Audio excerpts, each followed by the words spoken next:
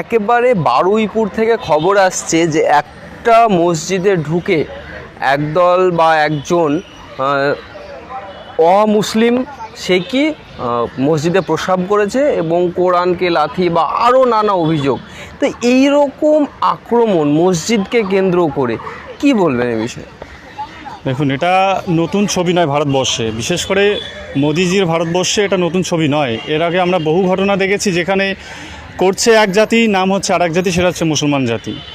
এবং এটা আমার মনে হয় 26-এর আগে দিনের পর দিন বাড়ছে এবং এটা পরিকল্পিতভাবে সুপরিকল্পিতভাবে তো করানো হচ্ছে, যাতে করে বাংলায় একটা আরও সাম্প্রদায়িকতা একটা তৈরি হয়ে যায়, হিন্দু মুসলিম বিভাজন হয়ে যায় এবং 2026 যে ইলেকশন, সেখানে বিজেপির খুব সহজে একটা ভোট ঝুলিতে ভোট আসবে। এবং এই লক্ষ্যেই কিন্তু দেখা যাচ্ছে কখনো মসজিদে পেশাব করছে, ওরা জানে ভালো করে যে ধরা পড়বে, ধরা পড়ার পর জানবে যে এটা আরএসএসের একজন আরএসএসের পরিকল্পনা ছিল। এবং তার ফলে কী হবে, দুই ধর্মের মধ্যে, দুই জাতির মধ্যে সংঘর্ষ হবে, রেষারেষি হবে। আস্তে আস্তে এই যে সম্পর্কটা 2026 আস্তে আস্তে আরও অন্য জায়গায় চলে যায়, পারদস্তম্ভে। তারপরে কী হবে, দেখা যাবে দিনের পর দিন এই সাম্প্রদায়িকতার ফলে 2026-এ দেখা যাবে যে ভোটের যে একটা বড় যে একটা খেলা, সেটা পরিবর্তন হয়ে গেছে। কিছুদিন আগে আমরা দেখেছি যে মুর্শিদাবাদে একটা মন্দিরে চুরির ঘটনা ঘটেছে এবং যে চুরির ঘটনায় একজন হিন্দুই রয়েছে, হিন্দু যুবকই অভিযুক্ত হয়েছে। এবং এটা যদি ধরা না পড়তো, এখন প্রশ্ন, যদি সেখানে সিসি ক্যামেরা না থাকতো বা ধরা না পড়তো, তাহলে নির্ঘাত এই অভিযোগের যেহেতু মুসলিম কমিউনিটির উপর গোটা মুসলিম জাতিকে ছিছা করা হতো।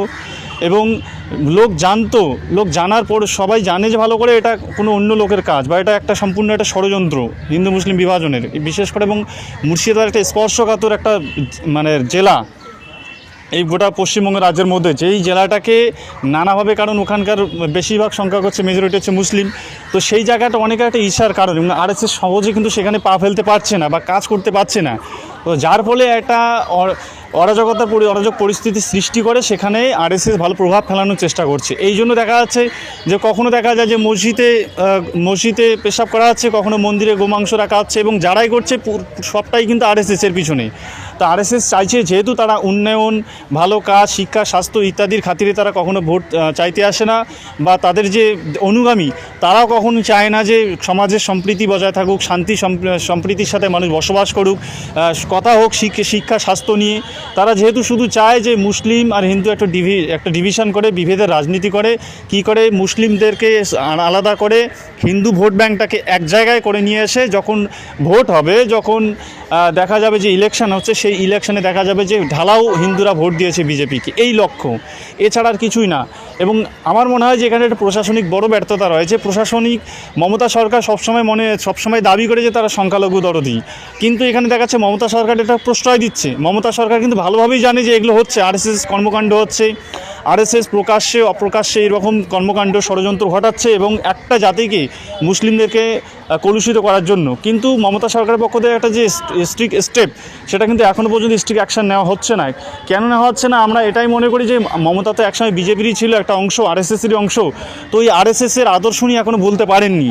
তো সেই জন্য দেখা যাচ্ছে যে আরএসএস কর্মীরা যারা এরকম অরাজকতা নাশকতা তৈরি করছে গোটা বাংলা জুড়ে, এবং 2026 ইলেকশন আসার আগে যে এটা যে আরও একটা ভয়ঙ্কর ছবির একটা রূপ নেবে, এটা কিন্তু বলার অপেক্ষা রাখে না। তাই আমাদের দাবি হচ্ছে পশ্চিমবঙ্গ সরকারের এই রূপটা আরএসএস করছে নাকি কি করছে, এটা কিন্তু প্রমাণ করার এটাই একটা মোক্ষম সময়। যেভাবে দেখা যাচ্ছে আরএসএস দিনের পর দিন মাথা চাড়া দিয়ে এরকম নাশকতা ঘটাচ্ছে, সেই নাশকতা রোখার জন্য আমার মনে হয় পশ্চিমবঙ্গ সরকারের তরফ থেকে আলাদা কোনো অ্যাকশান টিম গঠন করা উচিত, যেখান থেকে ওরা সঙ্গে সঙ্গে একটা অ্যাকশান নেবে, এরকম অরাজকতা, এরকম সাম্প্রদায়িকতা যাতে ঘটাতে না পারে। আপনি একটা কথা বললেন যে পরিকল্পিতভাবে, এই কারণেই কি যখন সেই ব্যক্তিকে ধরা হচ্ছে এবং তাকে জিজ্ঞেস করা হচ্ছে যে কী কারণে এটা, সে বলছে যা হওয়ার হয়ে গেছে, ভুল হয়ে গেছে, আমি ক্ষমা প্রার্থী। এই যে অ্যাটিটিউড, এই যে পরিকল্পনাভাবে বা তার পেছনে কেউ আছে বলে তার কি সাহসটা এই পর্যায়ে এসে পৌঁছেছে? দেখুন, একজন ক্রিমিনাল যখন খুব দাগি হয় এবং তার মাথায় যখন রাষ্ট্রের বড় বড় নেতার বা লোকের প্রভাবশালীদের হাত থাকে, তখন এই অ্যাটিটিউডটা দেখা যায়। যে অ্যাটিটিউডটা দেখা গিয়েছে, আমরা দেখেছিলাম ভিডিওটাতে, যে সে অপরাধ করার পরেও সে মনে করছে না যে সে অপরাধী নয়, অর্থাৎ নিশ্চয়ই তার উপরে বড় বড় মানুষদের হাত রয়েছে, সে বিজেপির শীর্ষ নেতৃত্ব হোক বা সেন্ট্রাল শীর্ষ নেতৃত্বের হাত হোক বা পশ্চিমবঙ্গ সরকারেরই কারো হাত হোক, সে শাসক দলের পক্ষ থেকেই হোক বা অন্য কারো হাত, মানে কোথাও না কোথাও একটা প্রভাবশালী একটা রাজনৈতিক ব্যক্তিত্বের হাত রয়েছে মাথার উপর। নাহলে এইরকম অ্যাটিটিউডে তো কথা বলতে পারে না। নিশ্চয়ই কেউ অভয় দিচ্ছে যে তুই যদি ধরাও পড়িস, এরকম ঘটনা ঘটাবি, পুরো মুসলিমদের উপর চড়া হবে যাতে তুই ধরা না পড়িস। যদি বাই চান্স ধরাও পড়ে যাস তোর কোনো চিন্তা নেই। এরকমই আশ্রয় দেওয়া হচ্ছে, এরকম প্রশ্রয় নিশ্চয়ই দেওয়া হচ্ছে। তাই আমাদের মনে হয় যে এটা সম্পূর্ণরূপে একটা খেলা ঘটানো হচ্ছে। এটা ভালো করে আস্তে আস্তে এটাকে অনেকটা আমরা বলতে পারি যে জল মাপা হচ্ছে যে কতটা পর্যন্ত এর ছবিটা হতে পারে বাংলায়। তো এটা 26 আসার আগে আগে আরও ভয়ঙ্কর রূপ নিতে পারে। এই জন্য আমি বলছি যে নিশ্চয়ই এটা শুভেন্দু তো যখন তখন মন্তব্য করছে। একটা মানুষ যে একসময় তৃণমূলে ছিল, আজকে বিজেপি যাওয়ার পরেও 360 ডিগ্রি পাল্টি খেয়ে যখন তখন অনাপ শনাপ বকছে মুসলিমদের বিরুদ্ধে। শুভেন্দু হোক বা কট্টরপন্থী কোনো আরএসএস কর্মী হোক, সবাই কিন্তু জানে যে মাদ্রাসায় আদৌ জঙ্গি শিক্ষা দেওয়া হয় না, মাদ্রাসায় ধর্মীয় শিক্ষা দিয়ে দেওয়া হয়। আমরা তো এখনও পর্যন্ত কোনো নজির দেখিনি মাদ্রাসা থেকে অমুক জঙ্গি বের হয়েছে, অমুক জঙ্গি অমুক জায়গায় আক্রমণ হয়েছে। তো যারা অপরাধ করে, যারা সন্ত্রাসবাদ, তাদের কোনো ধর্মই হয় না। কিন্তু শুভেন্দুরা জানে যে এটাই একটা ইস্যু, পশ্চিমবাংলাকে অশান্ত করার এটাই একটা ইস্যু, আরএসএস বা হিন্দুত্বের নামে ভোট নেওয়ার এটাই একটা ইস্যু। কারণ তারা তো কখনো শিক্ষা চায় না, স্বাস্থ্য চায় না, সমাজের সম্প্রীতি চায় না। তাই এই পুরাতন খেলাটাকেই তারা আরও নতুন করে নতুন অস্ত্র হিসাবে দেখছে। এবং হিন্দু মুসলিমের বড় ফাটল বা এই যে রাজনীতি, সেটাকে রাজনীতির একটা বড় অস্ত্র হিসাবে এই কখনো মাদ্রাসায় জঙ্গি প্রশিক্ষণে দেওয়ার নামে ঢালাও তোলপাড় করছে। এবং সবথেকে দুঃখের বিষয়, এক কিছু শ্রেণীর এক্সট্রিমিস্ট হিন্দু রয়েছে, হিন্দু ভাই, আমি জানি না তারা কিসের জন্য এত লাফালাফি করে। তারা কোনো কিছু না জেনেই এটাকে ফলাও শেয়ার করে দেয়। এবং যে বিশেষ করে সোশ্যাল মিডিয়া আমরা দেখতে পাই যেভাবে ঘৃণা, যেভাবে বিদ্বেষ ছড়ানো হচ্ছে মুসলিম জাতির বিরুদ্ধে মাদ্রাসার নামে, তারাও কিন্তু জানে না যে আদৌ কী হয় না হয়।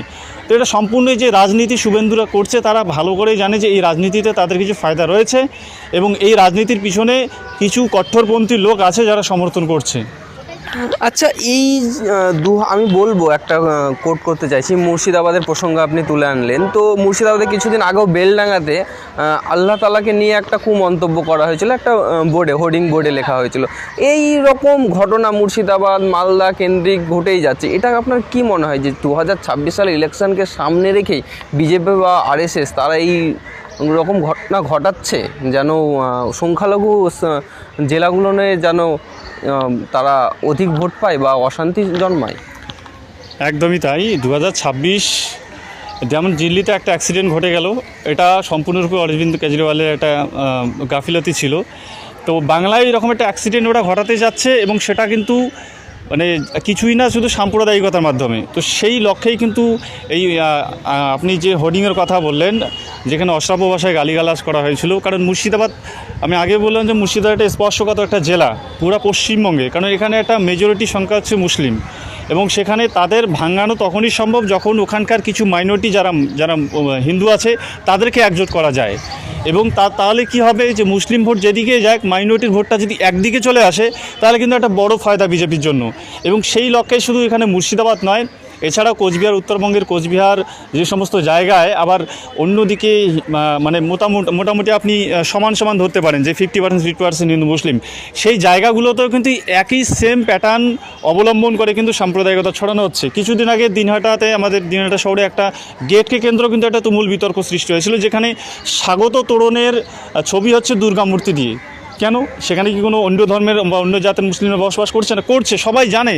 কিন্তু জানে যে এটাকেও অশান্ত করার এটা একটা জায়গা, কারণ জানে যে এখানে সমস্ত লোকের বসবাস, মুসলিমরাও আছে, তারা এটাকে করতে দেবে না এবং যার ফলে একটা সাম্প্রদায়িকতা তৈরি হবে। অর্থাৎ প্রত্যেকটা জায়গায় এবং 2026-এর ভোটের আগে আরও চরম পর্যায়ে পৌঁছে যাবে এই সাম্প্রদায়িকতা। দেখতে পারবেন যে শুধুমাত্র মসজিদে পেশাব করা নয়, এরপরে আরও বড় ধরনের ঘটনা ঘটতে পারে। তাই আমার মনে হয় সম্পূর্ণ বিষয়টাকে যদি রুখতে পারে কেউ, সেটা হচ্ছে পশ্চিমবঙ্গ সরকার। তাই পশ্চিমবঙ্গ সরকারের এখন থেকেই এটা তৎপরতা নেওয়া উচিত, যাতে এরকম নাশকতা, এরকম সাম্প্রদায়িকতা আর কোথাও না ঘটে, এরকম বিচ্ছিন্ন ঘটনা।